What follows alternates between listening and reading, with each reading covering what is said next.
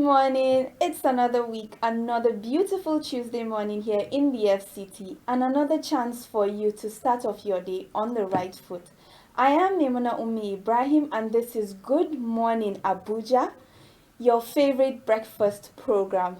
And as you know, it is always a pleasure to be here with you on the program. And to start us off, we're going to have our motivational talk, which is always important to motivate you, our viewers.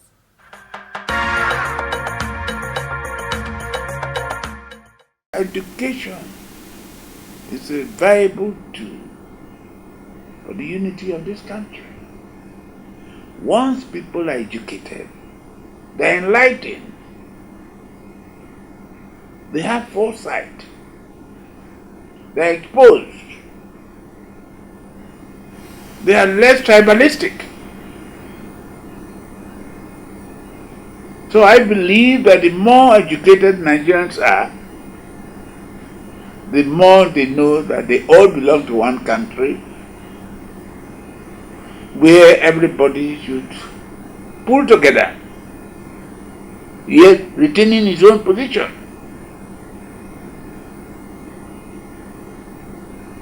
You will find that in this country, before independence, we had only one university, College of Ibadan, later University of Ibadan. But by 1962, you had University of Lagos, Federal, University of Ife, Western Nigeria State Region, Ahmadu Bello University, owned by the Northern Region, Nsukka, University of Nigeria, owned by Eastern Nigeria. Today, you have about more than 150 universities, federal, state, and private. And they are doing very well. That was the reason why I decided to leave a legacy behind by establishing a private university, Edwin Clark University, in my village, to bring together young children, boys and girls from all over the country, to live together in my home, learn together, and grow up together to be good citizens of this country.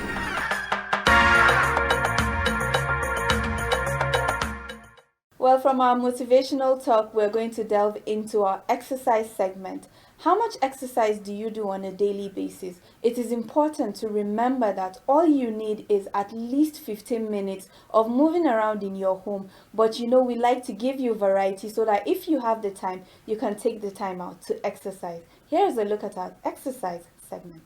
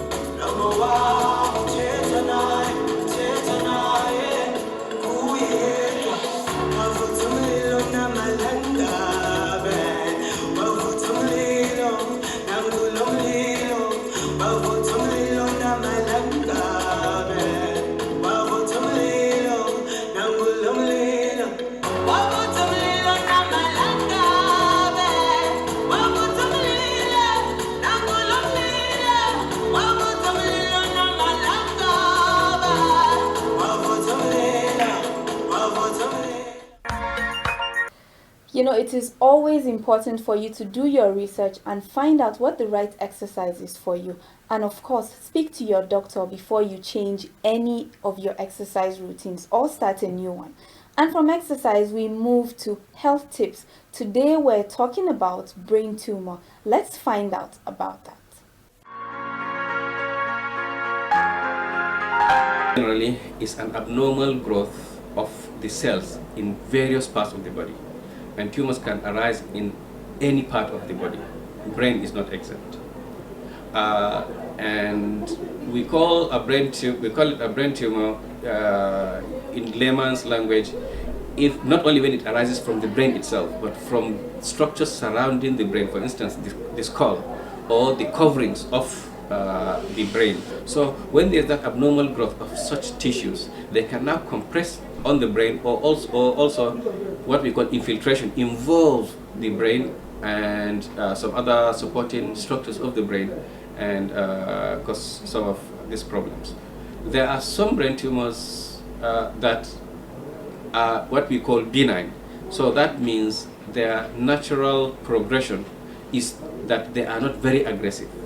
But there are some that are malignant, or what you would call cancerous. From the start, these start as highly aggressive tumors from the beginning.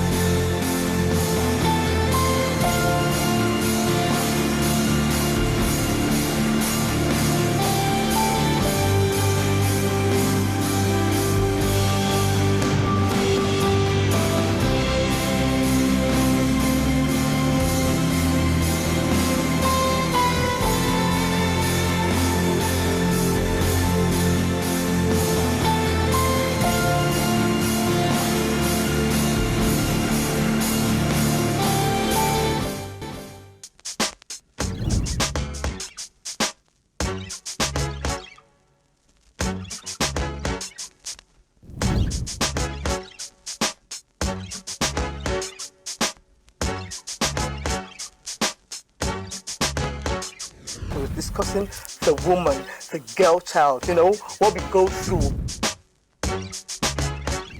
Ain't no who like a sisterhood.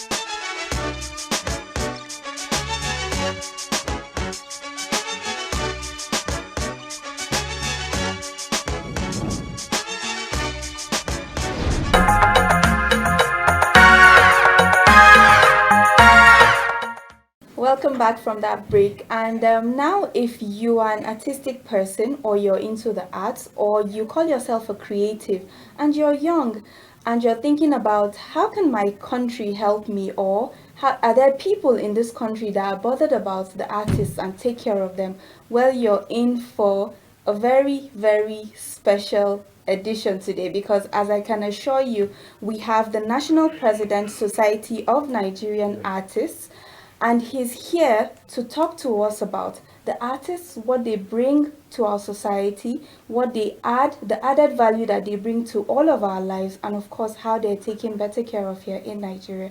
His name is Mohammed Suleiman, and he's here in the studio with me. You're welcome to the program. Thank you very much. So let's start off by talking about the Society of Nigerian Artists, That's right. right? What does that even mean? I mean, what does it entail? Okay, the Society of Nigerian Artists, that is the umbrella body of all artists in Nigeria. Okay. So to say also art institutions and the rest there.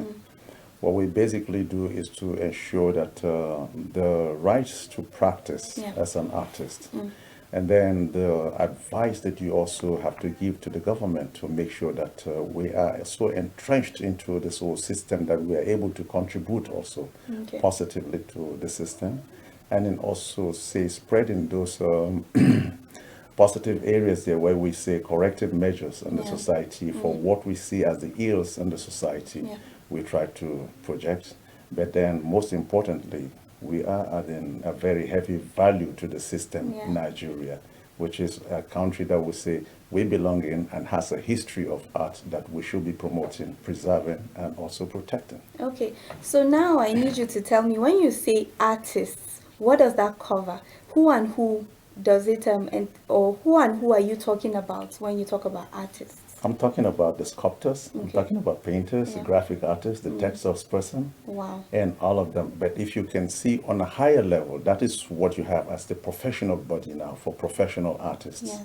But however, you see, find those that are aspiring also onto the system, who will also from time to time to give master classes to, so that they can also contribute to the economy of Okay. the nation. So those are the people that we actually have captured. Okay, I'm glad you mentioned the economy because I'm going to, my next question is centered around that.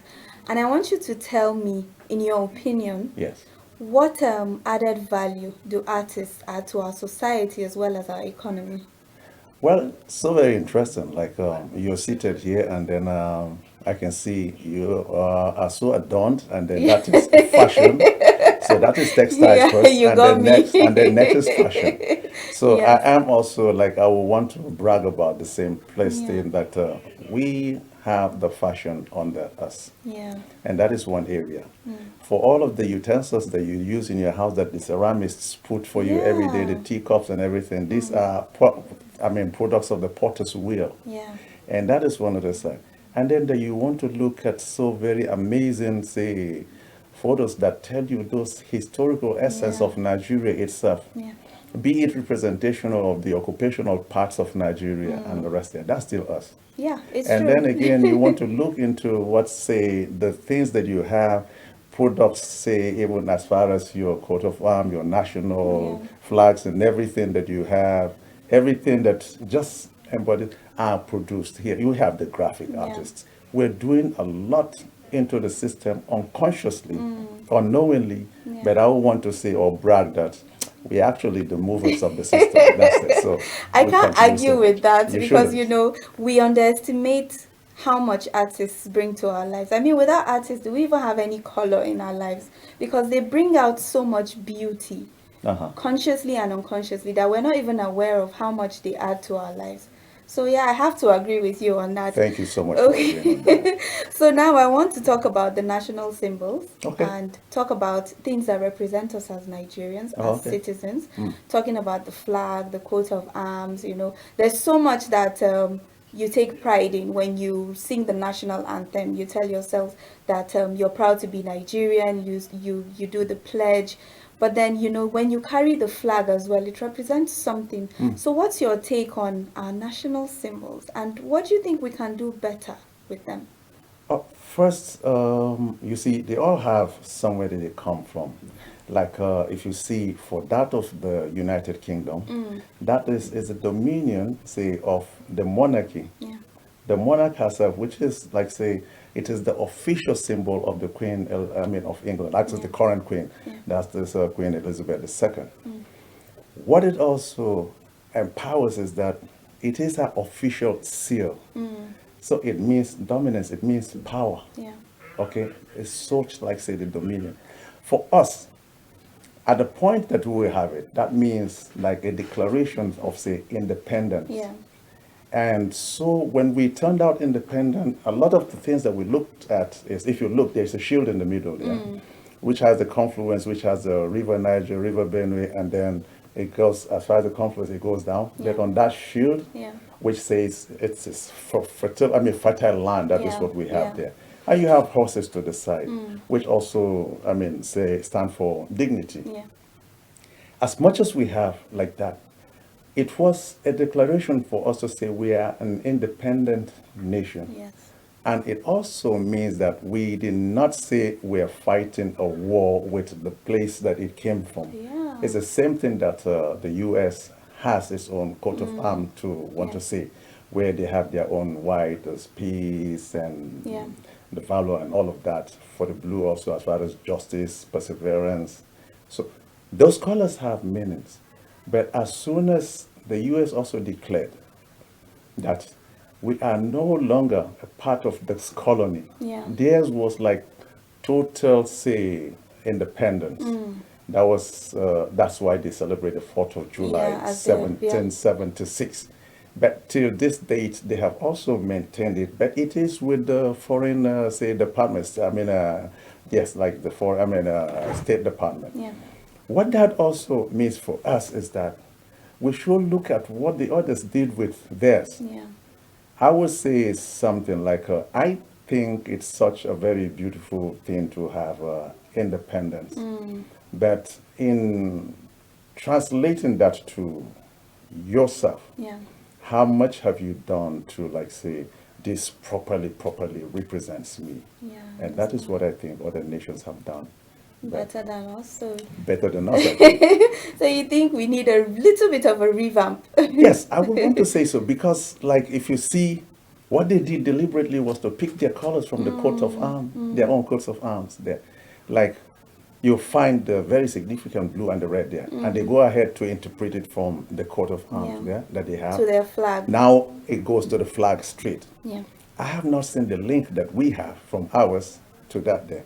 And the thing that I have personally, where I think, like, the government should be talking to artists, Yeah. should be talking to us. So to say, how better do we inspire people? I'm not saying that the white, green is not inspiring enough, Yeah. but I think that over the time you need to rejig some things so that if you go to other climes, you just see that in other nations you find it is usually a touch of the warm color and the cool color. Yeah. Warm color, cool color. The Union Jack, it's all the spirals are there, and but you see, it's the red, it's the blue. You go to China, it's the red, and it's so very inspiring. Yeah. So I'm thinking, like, the green is there, and it's We a should white, add something. and there's another green Yeah. there. So we have been doing it, like, unconsciously, but we have not made the attempt to do it here. Yeah. There's how they play with it. Like, Nigeria's jersey was so sought after at the last Yeah. World Cup. Yeah, it was. That's because it was redesigned, Yeah, yeah. juxtaposed, and a lot of things were done to it. We should have been doing that from here. That's what Okay, I'm saying. Yes. okay, yeah, I hope the relevant authorities hear us and decide on something. But before you go, I want us to talk about stolen artifacts Yes. that have been taken from our country, things that we're very proud of. Mm. How, I think there are a few people that said they will return some, but how do you think we can go about getting all of our other artifacts? Because they're so integrated into our history as well. Well, if I want to talk on that, I may be a little bit not so nice about it. These are in houses where people see, the governments of these countries know that these things are there, Yeah, and they allow them to stay. yeah, And they know that they did not purchase them, yeah. and they know that they were not gifted to them. So I think, like, first thing, proper thing is first apologies. Yeah, And apologies, and to take care of so many things that happened, okay. especially with the punitive expedition of 1897 in Benin. A lot of people lost their lives. Yeah. So are we talking first of the works, or say, I'm not saying properly say reparation or say heavy apologies or so. They should all come together. It should be from the way we want to decide, Yeah. because these are our own properties. Yeah. And our forefathers died in the course of this. Yeah. So when they come in what manner are they coming into? So a lot of people will tell you, oh, there is no storage facility for all of those things there. You took them for hundreds of years, for goodness sake. Cost demands that you should even build, say, a whole village Yeah. to take care of this. And to come and say, look, we're sorry, we rebuilt this. Yeah. That is how to go by my own understanding. And another part again, like Edo State, for instance, Benin. There If are Benin lots had of this. invested Yeah. in creating an art museum, knowing that historically you were responsible for all of these very fine and beautiful works of art. Yeah. It means that the forefathers that were there that were wonderful artists would have done so much and would be so happy that they emulated some parts of it, created the atmosphere Yeah. for that to return. Yeah. Because by now Benin can all actually survive Yeah. on art those, as, yeah. as I tourism. agree. I agree. Because if they have the historical levels are there, people will come and even want to study there the history of the people that actually lived there, that did those things there. The punitive expedition, movies have been done about Yeah. that and everything there. So they should have come inside with a kind of draft that, look, Benin will be known for art promotion or for wood carving or for, bronze or brass casting and the rest. They can invest in that and the state will never go anywhere to like seek for, support. I have to agree with you on that, and Thank I you very agree much. that I think we can actually take care of our stuff. I mean, we've been to Jos, there are some artifacts there that are being well taken care of, and other parts of the country as well. So it is ours, and we should. It is return ours, to and they it. should also come back with some kind of, Yeah, to like say they're reboots. sorry. Yes, honestly, because we should Well, not even be arguing about how it's going to come or what's coming or what's not coming. I shouldn't be surprised an artist is very passionate about that. I should be like, Well, thank you so thank much, you. Mohammed Suleiman. It's been a wonderful conversation. Thank you so much. Thank you for My all that pleasure. you do. All right, Well, thank I've you. been speaking with Mohammed Suleiman, who is the National President Society of Nigerian Artists. And if you want to be an artist, I can assure you that things are changing. You will be well taken care of. So know that you can use your creativity to express yourself in any form you want. And we really do appreciate artists and all the creatives out there. Please stay tuned. We will continue in just a short while. Let's take a break.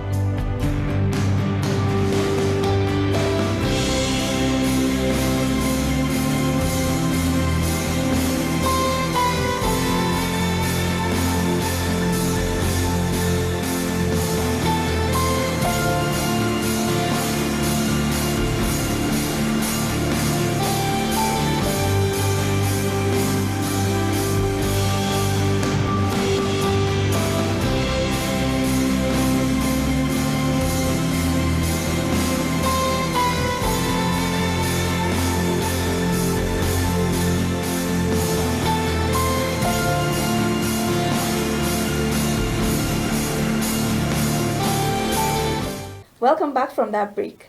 And now, every year on the 17th of October is a day set aside for eradicating poverty. And this is a day that we must take very, very seriously. As you know, all around us, it is important to help those in need. But how often do you step out of your comfort zone to do something about it? Well, our next conversation is going to be centered around, of course, NGOs, foundations. As you know, we always try as much as possible to bring people who remind us about how important it is to help those around us. And today in the studio, I have here with me Fatima Mohammed Habib, who is the Executive Director of Advocacy for Human Value Foundation. You're welcome to the program, Thank Fatima. you. So let's start by talking about the importance of foundations and the jobs that they do, and in creating awareness, I know you do, on child Yeah. exploitation, gender-based violence, and promoting girl-child education as well. Yeah. So let me start with what are the aims and objectives of your foundation? Oh well, Advocacy for Human Value Foundation is the name of the organization, and we focus on health, education, and environment because we believe that for us to have the decent generation that we're looking up to, Yeah. we have to make the place a perfect space for our future generation. Yeah. So that is why we brought up this kind of organization so we can help people in need. So the main aim of the organization is to provide for basic needs Yeah. of people living in conflict prone society. Yeah. Okay, so and as I mentioned, as I touched on it, Yeah. poverty is something that is prevalent in all of these places, Right. and which is something that people live with every Yeah. single day. So, how do you think the job that you do helps these people to lift themselves out of poverty? Oh, okay. Let's go to the sector of education. For education, providing scholarship Yeah. to people is like eradicating Yeah. poverty as well, because people now don't want to go to school because they don't have money to, and the parents will also feel like, oh, I think my child can go to school, but what if I can't provide for all of everything that she needs? And you Yeah. know, school takes a lot of resources and It everything. does. It's not just the fees, actually. Exactly. Yeah, it So does. it's like tiring for them, and then they can't even start it. So Mm. due to that, it's going to be a setback for what we are looking up to, which is Yeah. illiteracy. Yeah, There are going to be a lot of illiteracy, poverty, and all of that. So which is why I think providing of scholarship is also part of poverty eradication, Mm. and also providing of skills acquisition. Yeah. We have skills acquisition centers. We train people, like we have people who already have their skills acquisition center, and we pay them to train people in order for them to have basic skills, because skills is important. Yeah. You can't just stay thinking the government can do something for True. you and everything. So but if you provide basic skills for those people, even if they are not in school, They at can least use they it to can use get it some to, money. yeah, exactly. And then people, even if you are doing skills and everything and you're not educated, you start thinking, oh, what if I just pay for my school fees and go to school and do that and that? And some of them, even from the skills acquisition center, you can see that some of them are even giving other people their own knowledge that they gain from it. So That's true. it's also part of eradication of Actually, poverty, and that's that. very true. Yeah. Okay, so tell me the part where you talk about girl child education Yeah. now, and not just girl child education, but I'm sure there are other aspects that you focus on. Exactly. But why are you more centered towards girls than Well, boys? I'm a girl child, and then growing up, I was fortunate enough to always have everything I need. My parents provided everything I need and everything. So what about other girls Yeah. who were just, who are unfortunate?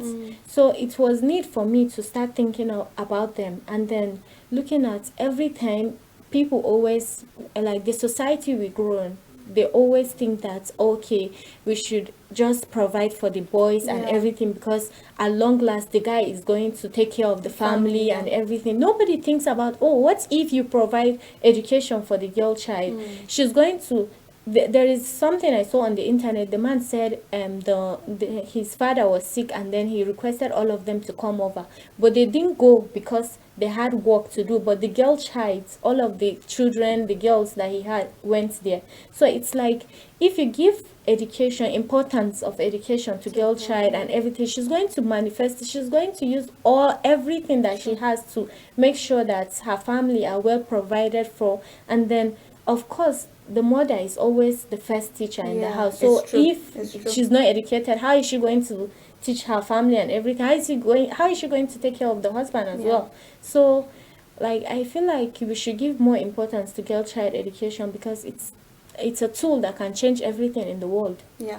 Okay, so now I want you to tell me about some of your success stories and the communities that you've helped, and of course some of the challenges that you go through running this organization. Okay. For the success story, I have had a lot of awards from the youngest humanitarian. Wow. Different organizations have given me that.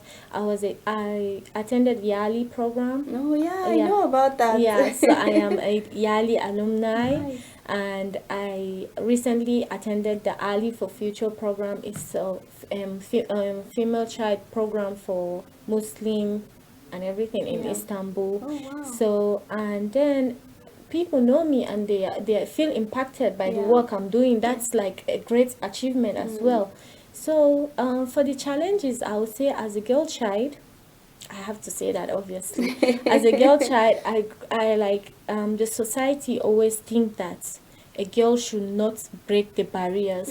So which is like a lot of challenge for me. And when I started this organization, people had a lot of say. You can't talk in the public. Yeah. Of course, when you're running an organization, you have to go to the media. You have to do public speaking and Yeah. everything. So it has like affected me seriously because people keep thinking that You can't you're do not it. supposed to Yeah. do that. You're not allowed to do that as a girl child. All you have to do is study. If you don't want to study, you want to do other job, then you should go and marry, which is completely wrong. Yeah, it So I had to like put more effort even when I feel like, oh, maybe I can't run this organization, I should just leave it and then I should just focus on my books and focus on okay what I want to be in the future and everything. So at long last I just started thinking that, oh, but I will prove people right by Yeah. saying that I can't break the barriers. Yeah. So but putting more efforts to that NGO has making me prove that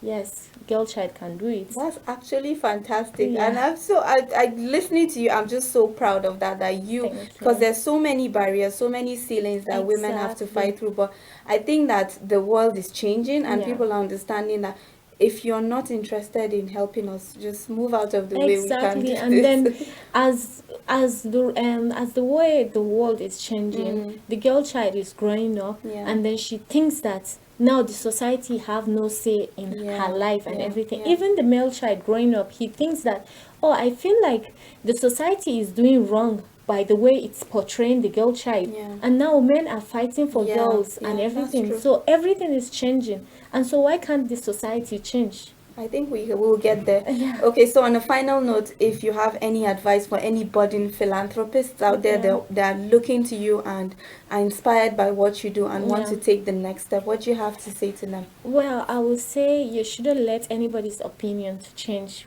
whoever you are or anything. Like people will always have opinion about everything you're doing. If you're married, people will keep talking to you in a way Yeah. that, oh, you're married, why you dress like that? If you're not married, people are going to still talk that, why are you not married at Yeah. this age? If you're going to school and everything, people are still going to talk that, why are you not still done with school? Yeah. Are you not intelligent? Yeah. So the people won't keep talking about whatever you're doing. So what my parents kept telling me was, close your eyes, close your ears, and just keep moving. So I would say that to every person that is trying to achieve something in life, that you should just close your ears and eyes and just keep moving. It doesn't matter where you start from, you're just going to get there. Yeah, At just long keep last, moving. you Keep get moving. there. You get there. Well, thank you so much, Thank Fatima you. Mohammed Habib, for coming on the program, for sharing the work that you do and Yeah. inspiring others as well. Thank you. I hope that you will come back some other time, and of course, I hope that you continue to have even more successes. Yeah, inshallah. Well, we'll be speaking with Fatima Mohammed Habib, who is the Executive Director of Advocacy for Human Value Foundation. And now I'm talking to the young girls out there. Know that whatever you set your mind to do, you can always, always achieve it. Do not listen to the naysayers. Do not listen to the negative feedback. And every one of you is good enough. We will continue after this quick break. Welcome back from the break, and now to continue our conversation, we're still going to center it around poverty eradication. As you know, we have to do all we can to make sure that people living in poverty as much as possible are reduced here in Nigeria. And from that, we're going to be talking about agriculture. Agriculture and farming is important to our economy, important to our daily lives as well. And I have here in the studio with me Salihu Abakar, who is the COO of Sajab Farms Limited, and they have farms all across the country in Abuja, in Kano, Kaduna? Kaduna, Oh, well. Sokoto. Well, they have farms in Abuja, in Kaduna, as well as Sokoto. You're welcome to the studio. Thank you, it's my pleasure. So, farming, I mean, we had a little bit of a conversation, Yeah. and you're talking about how passionate you are about food Yeah. and providing food for people and Yeah. farming and all the challenges that you go through. Exactly. But our conversation, let's start with food security. Yeah. In your opinion, what is food security? Well, generally, if you say food security, that is where you look at the populace and then to make sure that people have enough to eat, where you bridge the gap between demand and supply. That is basically, in summary, Of food security. yeah, food security about, yeah. Okay, so let's delve into, before we talk about how food eradicates poverty and helps people, let's talk about the challenges that farmers face in terms of food production. Well, my complaint always as a farmer is when I look at the Federal Ministry of Agriculture, there's supposed to be more of an agency or a government agency that's supposed to regulate and implement policies, drive policies of the government. On like, for instance, and provision of extension farmers to assist our rural farmers. You see, I have so many interaction with my local farmers because I buy food, my stuff from them directly from them, just at a giveaway, so that they will also get something, to benefit from. Because what we realize is that there are middlemen in between us, and they just take it out from them because the farmer is looking for money. He has harvested. He doesn't have time to wait for the price to increase or the money to even take it to the market to sell. So if you can come and buy it, we'll just take it and go. So usually what we do, we tell them, okay, we know the cost of what you have spent to produce or to harvest your food. We'll give you a markup so that you get something too, because we want to establish a relationship with them. So, and the way you establish a relationship is just to see that how you can help them to also grow. Because if they grow, you also grow. And that is the passion we have for farming. That we assist the farmers to also grow in their business. So how do you think we can maximize the agricultural value chain to create jobs for people and of course eradicate poverty? Well, eradication of poverty in terms of agriculture is, as I said earlier, the Federal Ministry of Agri needs to be more of a policy driver, not just provision of fertilizers or tractors to farmers. No, you have to drive the policy in terms of extension services, extending extension services to the farmers by provision of extension officers to assist them. In terms, looking at, you notice a typical farmer, once he harvests his crops, is the same seed, the same seed that he's supposed to sell to you. He will just put aside a bag till next year. That is not the seed he needs to plant again. So there are seed companies that help, that is supposed to, that the Federal Ministry of Agriculture needs to help them. Push it. Let them be providing hybrid seeds to these farmers. If you notice, in Nigeria now, we are the second largest producers of maize in Africa and the 13th in the world. But our production, you see, a typical farmer will only produce 1.7 or 1.6 hectares, 1.6 tons per hectare. While places like Ghana, Kenya, and South Africa, they are doing 2, 3, 5 hectares, up to 6 hectares, 6 tons per hectare. While in Nigeria, we are just doing 1.6 tons per hectare. So look at the gap. So that's why you see year in, year out, we are farming, we are producing maize, but it's not taking the local farmer anywhere because there's no support, no assistance from the Ministry of Agri. So we try our best with some private companies where we see how we provide them seedlings, herbicides, fertilizers, and so that we now agree on, okay, this is what we are spending for a rural farmer. You farm, you produce it, and then we know the cost. Then we give you a markup so that to just encourage you to do more next year. And at least take care of your family. Oh yeah, that is it. I agree. Okay, so now I want you to explain to me the concept of hybrid food growth. Well, there are two. Maybe you'll be talking about GMO, genetically modified, and then hybrid. They are different.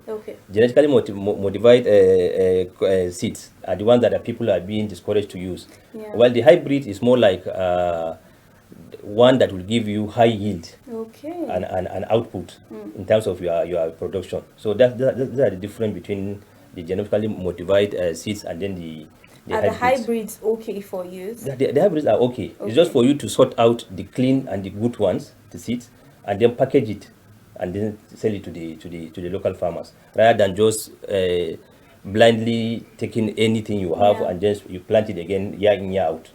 Yeah. Okay, so tell me, do you believe as a farmer now that in agriculture you're successful? Would you call it a success so far? Well, so far, it has its challenges, especially in Nigeria. Even we say we are the mechanized farmers. What we do, we are more of mechanized farming. We're into more of mechanized farming, commercial, where we use machines rather than the normal local tools of hoe to farm. We have our challenges in the sense of where you get fertilizers.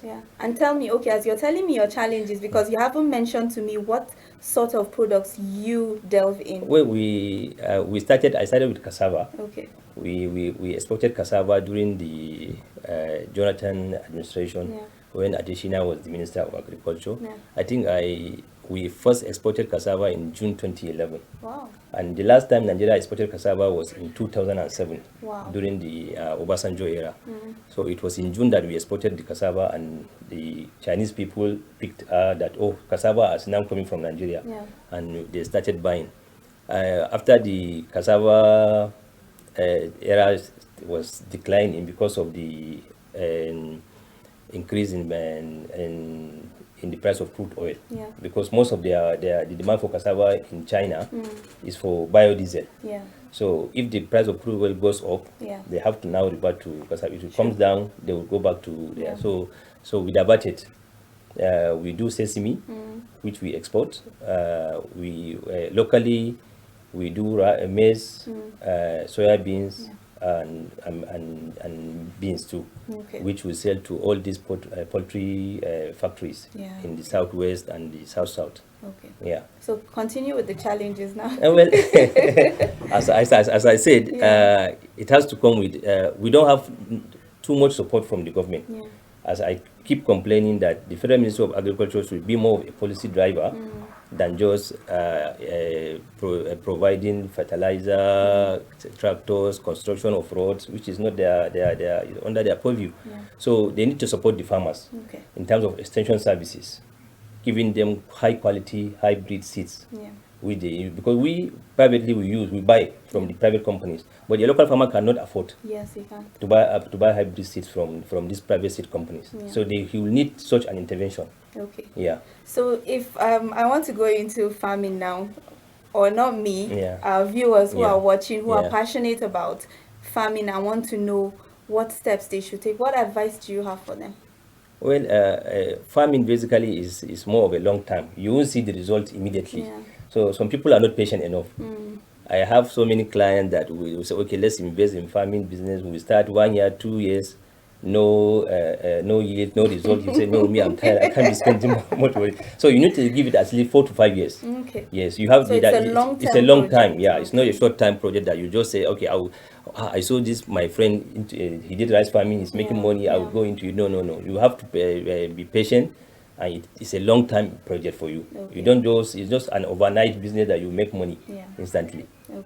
Well, thank you so much for coming and sharing your knowledge with us. It's my pleasure. Thank you. Well, we've been talking about farming, how it can help us eradicate poverty, what it entails, the challenges that are faced by farmers every day, both on the low scale and on the high scale as well. And we've had Saliu Abakar